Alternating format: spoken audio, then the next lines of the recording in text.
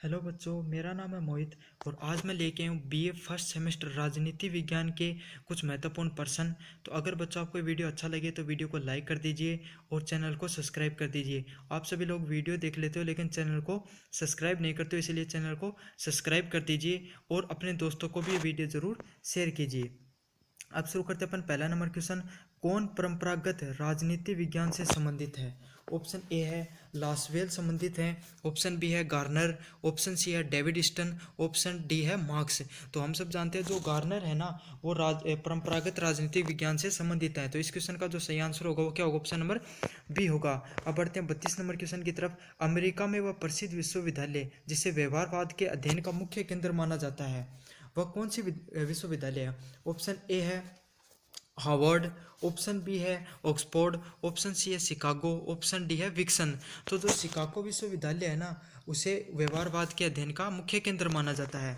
अब बढ़ते हैं 3 नंबर क्वेश्चन की तरफ। निम्नलिखित में से किससे से आधुनिक राजनीति विज्ञान का लक्षण नहीं है? ऑप्शन ए है शक्ति का अध्ययन, ऑप्शन बी है मूल्य प्रधान अध्ययन, ऑप्शन सी है अनुशासनात्मक अध्ययन, ऑप्शन डी है मानवीय क्रियाओं का अध्ययन। तो इनमें से कौन सा नहीं है? वो है मूल्य मूल्य प्रधान अध्ययन। अब बढ़ते 4 नंबर क्वेश्चन की तरफ। अरस्तु का प्रसिद्ध कृति है? ऑप्शन ए है पॉलिटिक्स, ऑप्शन बी है रिपब्लिक, ऑप्शन सी है प्रिंस, ऑप्शन डी है लेवनाथन। तो इनमें से कौन सी अरस्तु की जो प्रसिद्ध कृति है उसका क्या नाम है? उसका नाम है पॉलिटिक्स। तो इस क्वेश्चन का जो सही आंसर है वो क्या? ऑप्शन नंबर ए है। अब बढ़ते हैं 5 नंबर क्वेश्चन की तरफ। ए ग्रामर ऑफ पॉलिटिक्स लिखी गई। तो ए ग्रामर ऑफ पॉलिटिक्स किसने लिखी है? ऑप्शन ए सिले द्वारा, ऑप्शन बी है हेराल्ड लोक्सकी द्वारा, ऑप्शन सी है टी.एच. ग्रीन द्वारा, ऑप्शन डी है केटालिन के द्वारा। तो किसके द्वारा लिखी गई है? वो हेराल्ड हेराल्ड लोकास्की के द्वारा लिखी गई है। अब बढ़ते हैं 6 नंबर क्वेश्चन की तरफ। राजनीति विज्ञान दोनों है। ऑप्शन ए विज्ञान तथा कला, ऑप्शन बी है कला तथा साहित्य, ऑप्शन सी है विज्ञान तथा इतिहास, ऑप्शन डी है प्राकृतिक विज्ञान तथा दर्शन शास्त्र। तो इसमें से जो राजनीतिक विज्ञान है उसको विज्ञान तथा कला दोनों नाम से जाना जाता है। तो इस क्वेश्चन का जो सही आंसर है वो क्या है? ऑप्शन नंबर ए है। अब बढ़ते हैं 7 नंबर क्वेश्चन की तरफ। व्यवहारवाद मुख्यतः संबंधित है, किससे संबंधित है? ऑप्शन ए है राज्य से, ऑप्शन बी है संस्थाओं से, ऑप्शन सी है राजनीतिक व्यवहार से, ऑप्शन डी है संविधान से। तो किससे संबंधित है व्यवहारवाद? मुख्यतः वो है राजनीतिक व्यवहार से। तो इस क्वेश्चन का जो सही आंसर है वो क्या है? ऑप्शन नंबर सी होगा। अब बढ़ते 8 नंबर क्वेश्चन की तरफ। राजनीति विज्ञान के अध्ययन का वह उपागम कौन सा है जो राजनीतिक विश्लेषण में मूल्यों के स्थान पर तथ्य पर बल देता है? तो कौन सा देता है? ऑप्शन ए है ऐतिहासिक, ऑप्शन बी है दार्शनिक, ऑप्शन सी है व्यवहारवादी, ऑप्शन डी है पर्यवेक्षकवादी।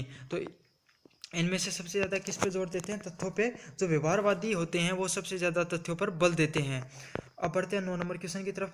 निम्न में से कौन सा लेखक राजनीति को मूल्यों के अधिकाधिक आवंटन के रूप में परिभाषित करता है? तो कौन करता है? ऑप्शन ए है G.A. अमंड, ऑप्शन बी है स्टन, ऑप्शन सी है लुइस पाई, ऑप्शन डी है हेमिल्टन। तो इनमें से किसने किया है? वो ईस्टर्न ईस्टर्न जो लेखक है उन्होंने राजनीतिक मूल्यों को आधिकारिक आवंटन के रूप में परिभाषित किया है। अब बढ़ते 10 नंबर क्वेश्चन की तरफ। आधुनिक राजनीति विज्ञान ने अंत अनुशासनात्मक उपागम की अवधारणा किनसे प्राप्त की है? ऑप्शन ए है आदर्शवादी विद्वानों से, ऑप्शन बी है अनुभविक विद्वानों से, ऑप्शन सी है आर्जकतावादी विद्वानों से, ऑप्शन डी है अर्थशास्त्री विद्वानों से। तो किससे करी है? वो करिए अनुभविक विद्वानों से। तो इस क्वेश्चन का जो सही आंसर है वो क्या होगा? ऑप्शन नंबर बी होगा। अब बढ़ते 11 नंबर क्वेश्चन की तरफ। राजनीति में अंत विषयक धारणा का अभिप्राय राजनीति शास्त्र को अन्य विषयों के तथ्यों, तकनीकों, उपलब्धियों तथा परिणामों की सहायता से समृद्ध तथा व्यवस्थित करने का प्रयत्न है। ये धारणा किस दृष्टिकोण से संबंधित है? ऑप्शन ए है अंतर शास्त्रीय दृष्टिकोण से, ऑप्शन बी है व्यवहारवादी दृष्टिकोण से, ऑप्शन सी है व्यवस्थावादी दृष्टिकोण से, ऑप्शन डी है मार्क्सवादी दृष्टिकोण से। तो ये कौन से दृष्टिकोण से संबंधित है? वो है अंतःशास्त्रीय दृष्टिकोण से। तो इस क्वेश्चन का जो सही आंसर है वो क्या? ऑप्शन नंबर ए होगा। अब बढ़ते हैं 12 नंबर क्वेश्चन की तरफ। अर्थशास्त्र के बिना राजनीतिक विज्ञान अवास्तविक सारहीन ढांचा, ये कथन है। तो किसने बताया कि अर्थशास्त्र के बिना राजनीति विज्ञान है ना उसका कोई वास्तविक रूप और कोई ढांचा नहीं रह जाता है। वो किसने बताया? ऑप्शन ए है कैटलिन ने बताया, ऑप्शन बी है लॉर्ड एक्टन ने बताया, ऑप्शन सी है लॉर्ड ब्राइस ने बताया, ऑप्शन सी डी है चार्ल्स बिलियर्ड ने बताया। तो ये किसने बताया है? ये बताया चार्ल्स बिलियर्ड ने बताया। तो इस क्वेश्चन का जो सही आंसर है वो क्या होगा? ऑप्शन नंबर डी होगा। अब बढ़ते हैं 13 नंबर क्वेश्चन की तरफ। इतिहास जड़ है राजनीतिक विज्ञान फल का, ये कथन किसका है? ऑप्शन ए है सीले का, ऑप्शन बी है हॉब्स का, ऑप्शन सी है लोस्की का, ऑप्शन डी है ग्रीन का। तो ये किसका है ये कथन? ये है सीले का। तो इस क्वेश्चन का जो सही आंसर है वो क्या होगा? ऑप्शन नंबर ए होगा। अब बढ़ते हैं 14 नंबर क्वेश्चन की तरफ। वैधता के लिए संकट उत्पन्न हो जाता है जब, कब हो जाता है? ऑप्शन ए राजनीतिक व्यवस्था प्रभावशीलता खो देती है तब, ऑप्शन बी राज्य अपने नागरिकों की रक्षा न कर पाए तब, ऑप्शन सी राजनीतिक व्यवस्था आम लोगों को आकांक्षाओं को पूरी न कर पाए, ऑप्शन डी है उपयुक्त सभी परिस्थितियों में। तो वैधता कब खत्म हो जाती है? जब इनमें से सभी की सभी जो परिस्थितियां हैं वो लागू हो जाएं, तब ये वैधता खत्म हो जाती है। तो इस क्वेश्चन का जो सही आंसर है वो क्या होगा? ऑप्शन नंबर डी होगा। अब बढ़ते हैं 15 नंबर क्वेश्चन की तरफ। निम्नलिखित में से कौन सी शक्ति का स्रोत नहीं है? तो ऑप्शन ए है संगठन का अभाव, ऑप्शन बी है सत्ता, ऑप्शन सी है धन, ऑप्शन डी है ज्ञान। तो जो संगठन है उसमें से जो संगठन है वो शक्ति का स्रोत नहीं है इनमें से, मतलब जो संगठन का अभाव हो जाता है, अगर कोई भी राजनीति अगर उसमें संगठन ही नहीं रहेगा तो शक्ति किस प्रकार की रहेगी? तो इसीलिए जो इस क्वेश्चन का जो सही आंसर है वो क्या होगा? ऑप्शन नंबर ए होगा। अब बढ़ते हैं 16 नंबर क्वेश्चन की तरफ। राजनीति को दंड नीति कहने की परंपरा किस वर्ग के विद्वानों की रही है? ऑप्शन ए प्राचीन यूनानी विचारकों की, ऑप्शन बी प्राचीन भारतीय विचारकों की, ऑप्शन सी प्राचीन रोमन विचारकों की, ऑप्शन डी है आधुनिक भारतीय विचारकों की। तो इसमें से किसकी रही है? वो रही है प्राचीन भारतीय विचारकों ने राजनीति को दंड नीति कहा है। तो इस क्वेश्चन का जो सही आंसर है वो क्या होगा? ऑप्शन नंबर बी होगा। अब बढ़ते हैं 17 नंबर क्वेश्चन की तरफ। सत्ता आदेश देने का अधिकार और आदेश का पालन करवाने की शक्ति है। सत्ता की विशेषता किसने दी है? मतलब किसने कहा कि सत्ता आदेश देने का अधिकार व पालन करने की शक्ति है? ऑप्शन ए है एल अर्विक ने, ऑप्शन बी है हेनरी फेयोल ने, ऑप्शन सी है एस एम लिपसेट ने, ऑप्शन डी है हेबर्ट साइमन ने। तो किसने बताई इस चीज़ के बारे में? वो बताई है हेनरी फेयोल ने। तो इस क्वेश्चन का जो सही आंसर है वो क्या? ऑप्शन नंबर बी होगा। सत्ता की विशेषता नहीं है। ऑप्शन ए यह एक प्रबंधीय अधिकार है, ऑप्शन बी है इसका प्रयोजन ऊपर से होता है, ऑप्शन सी है इसका प्रयोजन नीचे से होता है, ऑप्शन डी है इसका अधीनस्थ को कार्य सौंपने का अधिकार है। तो इसका क्या होगा सही आंसर? वो ऑप्शन नंबर सी, इसका प्रयोजन क्या होता है? नीचे से होता है। अब बढ़ते हैं 19 नंबर क्वेश्चन की तरफ। सत्ता के संबंध में परिस्थितियों का नियम अवधारणा का प्रतिपादन करने वाले विद्वान कौन है? ऑप्शन ए है चैटर बेनियार्ड, ऑप्शन बी है हर्बर्ट साइमन, ऑप्शन सी है मैक्स वेबर, ऑप्शन डी है मेरी पॉर्कर फोलेट। तो इनमें से कौन रहे हैं? वो रहे हैं मेरी पॉर्कर फोलेट रहे हैं, जो परिस्थितियां का नियम की अवधारणा किसने दिया? मेरी पॉर्कर फोलेट ने दी है। अब बढ़ते हैं 20 नंबर क्वेश्चन की तरफ। राजनीतिक व्यवस्था में जीवन का संचार करती है, कौन करती है? ऑप्शन ए सत्ता, ऑप्शन बी है वैधता, ऑप्शन सी है शक्ति, ऑप्शन डी है कानून। तो कौन करती है इसमें? जो वैधता है या औचित्यपूर्णता है वो राजनीतिक व्यवस्था में क्या करती है? एक जीवन के रूप में कार्य करती है। अब बढ़ते हैं 21 नंबर क्वेश्चन पे। आमंड के राजनीतिक व्यवस्था प्रतिमान का क्या नाम है? ऑप्शन ए है संचार प्रतिमान, ऑप्शन बी है संरचनात्मक प्रकार्यात्मक प्रतिमान, ऑप्शन सी है निवेश निर्गत प्रतिमान, ऑप्शन डी है वितरणात्मक प्रतिमान। तो जो संरचनात्मक प्रकार्यात्मक प्रतिमान है उसे आमंड के राजनीतिक व्यवस्था का प्रतिमान कहा गया है। तो इस क्वेश्चन का जो सही आंसर है वो क्या है? बी नंबर ऑप्शन है। अब बढ़ते हैं 22 नंबर क्वेश्चन की तरफ। पॉलिटिकल कल्चर एवं पॉलिटिकल डेवलपमेंट पुस्तक के लेखक कौन है? ऑप्शन ए है डेविड ईस्टन, ऑप्शन बी है लुइस पाई एवं सिडनी वर्ना, ऑप्शन सी है F W Coker, option D है सो ई एम जोर्ड। तो कौन रहे हैं इसके अंदर? जो लुइस पाई और जो सिडनी वर्मा है उनके द्वारा पॉलिटिकल कल्चर और पॉलिटिकल डेवलपमेंट नामक पुस्तक लिखी गई है। तो इस क्वेश्चन का जो सही आंसर है वो क्या होगा? ऑप्शन नंबर बी होगा। अब बढ़ते हैं 23 नंबर क्वेश्चन की तरफ। लुइस पाई के अनुसार राजनीतिक विकास का कौन सा लक्षण नहीं है? तो कौन सा नहीं है लुइस पाई के अनुसार? ऑप्शन ए समानता, ऑप्शन बी है स्वतंत्रता, ऑप्शन सी है क्षमता, ऑप्शन डी है विभेदीकरण। तो इनमें से जो लुइस पाई के अनुसार जो स्वतंत्रता है वो राजनीतिक विकास का लक्षण नहीं है, बाकी समानता, क्षमता और विभेदीकरण इसके लक्षण है। अब बढ़ते हैं 23 नंबर क्वेश्चन की तरफ। राजनीतिक विकास अवधारणा में विकास फंड संकल्पना का विकास किस विद्वान ने किया है? ऑप्शन ए है हैंटिंगटन ने, ऑप्शन बी एप्टर ने, ऑप्शन सी रिंगस ने, ऑप्शन डी ऑर्गेस्की ने। तो किसके द्वारा किया गया? वो किया गया रिंगस के द्वारा। तो इस क्वेश्चन का जो सही आंसर है वो क्या होगा? ऑप्शन नंबर सी होगा। अब बढ़ते हैं 25 नंबर क्वेश्चन की तरफ। राजनीतिक आधुनिकरण जिस मॉडल में राजनीतिक व्यवस्थाओं को राजनीतिक आधुनिकरण के आधार पर विभिन्न प्रवर्गों में रखकर समझने का प्रयास किया जाता है, उसे क्या कहा जाता है? ऑप्शन ए ऐतिहासिक मॉडल, ऑप्शन बी है प्रारूपिक मॉडल, ऑप्शन सी विकासवादी मॉडल, ऑप्शन डी उपयुक्त में से कोई नहीं। तो जो 25 नंबर क्वेश्चन है उसमें क्या होगा? इसे कौन सा मॉडल कहा जाता है? उसे प्रारूपी मॉडल के नाम से जाना जाता है। तो इस क्वेश्चन का जो सही आंसर होगा वो क्या? ऑप्शन नंबर बी होगा। अब बढ़ते हैं 26 नंबर क्वेश्चन की तरफ। राजनीतिक आधुनिकरण राजनीतिक विकास से जुड़ा हुआ है, कौन सा कथन मतलब इसमें गलत है? ऑप्शन बी है राजनीतिक आधुनिकरण राजनीतिक विकास से जुड़ा हुआ नहीं है, ऑप्शन सी है राजनीतिक आधुनिकरण पश्चातीकरण से जुड़ा हुआ नहीं है, ऑप्शन डी है राजनीतिक आधुनिकरण अलगाव का अध्ययन नहीं है। तो इनमें से जो ऑप्शन बी है वो असत्य है कि राजनीतिक आधुनिकरण है वो राजनीतिक विकास से जुड़ा हुआ नहीं है। तो जो इस क्वेश्चन जो इस 26 नंबर प्रश्न का जो सही आंसर होगा वो क्या होगा? ऑप्शन नंबर बी होगा। अब बढ़ते हैं 27 नंबर क्वेश्चन की तरफ। निम्नलिखित में से कौन सी लोकतंत्र की विशेषता है? ऑप्शन ए है लोक प्रभुता में विश्वास, ऑप्शन बी है लोकप्रिय नियंत्रण, ऑप्शन सी है बहुमत का शासन, ऑप्शन डी है उपयुक्त सही। तो इनमें से जो लोकतंत्र की विशेषता क्या रही है? लोक प्रभुता में विश्वास, लोकप्रिय नियंत्रण होता है, बहुमत का शासन होता है। तो इनमें से जो तीनों के तीनों ऑप्शन है वो सही है। तो इस क्वेश्चन का जो सही आंसर होगा वो क्या होगा? ऑप्शन नंबर डी होगा।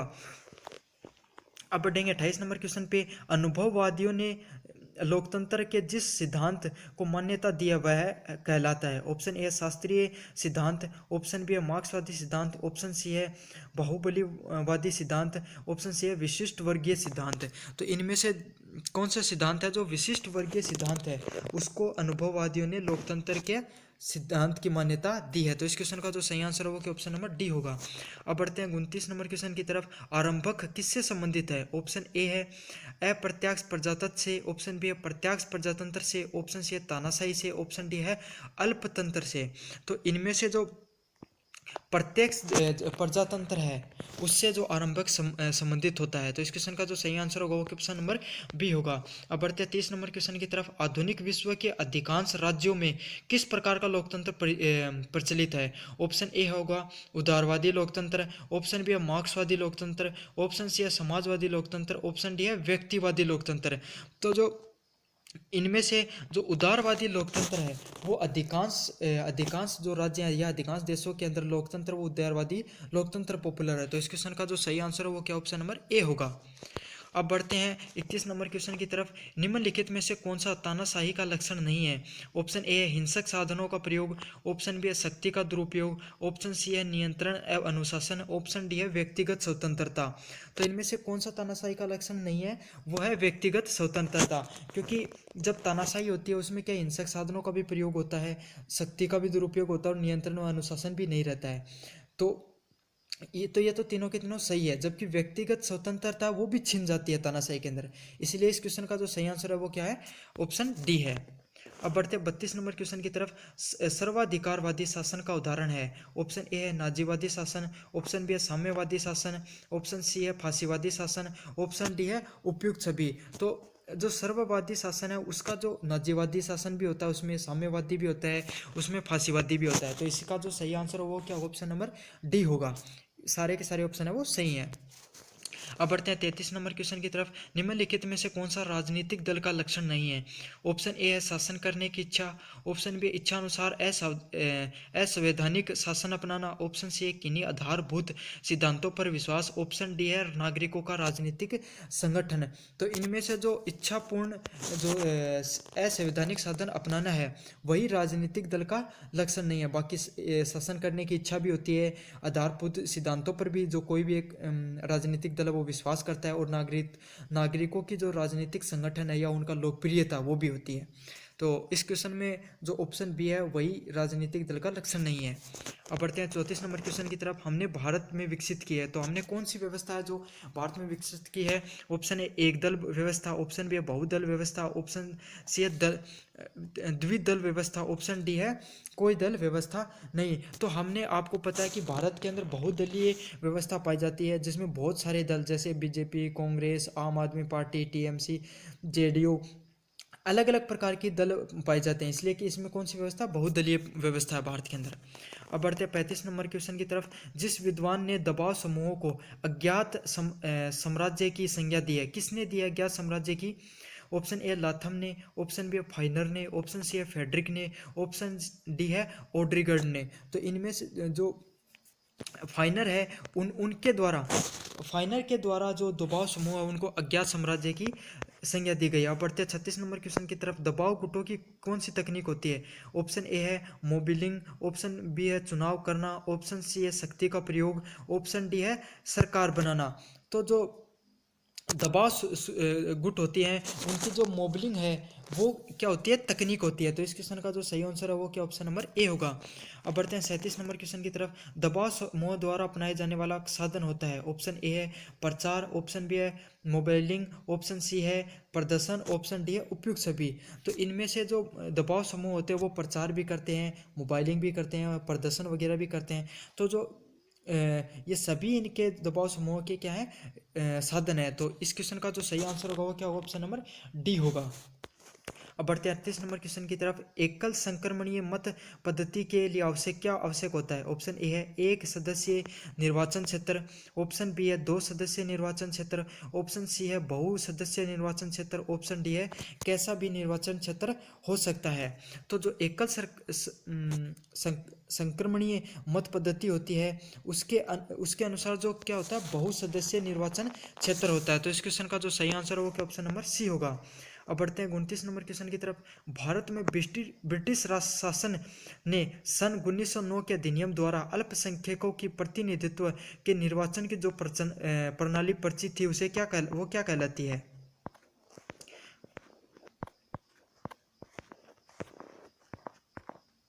उस प्रणाली को हम क्या कहते हैं? ऑप्शन ए सांप्रदायिक प्रतिनिधित्व प्रणाली, ऑप्शन बी है द्विपद्धति मत पत्र प्रणाली, ऑप्शन सी है प्रादेशिक प्रतिनिधित्व प्रणाली, ऑप्शन डी है एकत्रित मतदान योजना।